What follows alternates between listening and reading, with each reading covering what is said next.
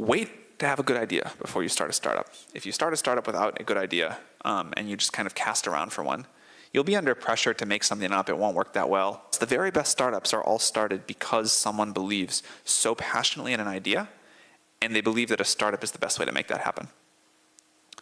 One of the things that is really hard about good ideas is that original thought is really hard. Most people just copy somebody else's thoughts. Most people do what somebody else is doing. And this is disastrous, because if you have one idea that starts to work and you have 10,000 clones that follow it, none of you are going to be successful. And the person that started first that you all copied is very likely to win. You know, in the year after Facebook started, there were well over 1,000 social networks that started.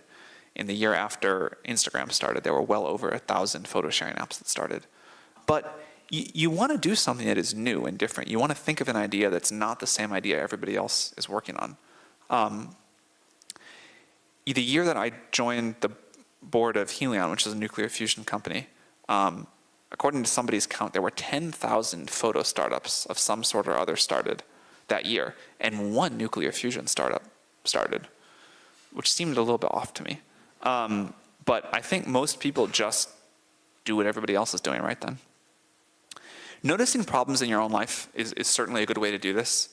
It's not true that all successful startups are started to solve a problem that the founders have themselves, but it's a very high percentage. If you really go back and think about the transformational companies, most of them start with someone solving their own problem. And then there's this idea of a great wave, which is that another thing you notice if you go back and look at all the really successful companies is there was this massive wave of technology coming. You could see it in the distance, and you knew it was going to just like crash over the shore and through the city.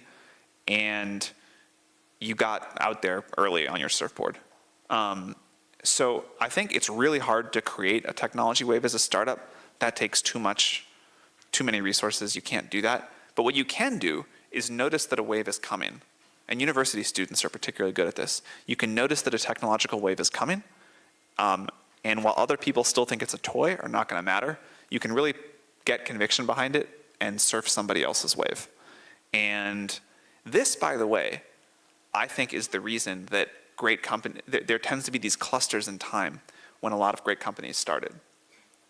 So, you know, when the internet wave happened in the mid to late 90s, you had a huge cluster of companies that are now very large: Amazon, Google, Yahoo, I guess, others.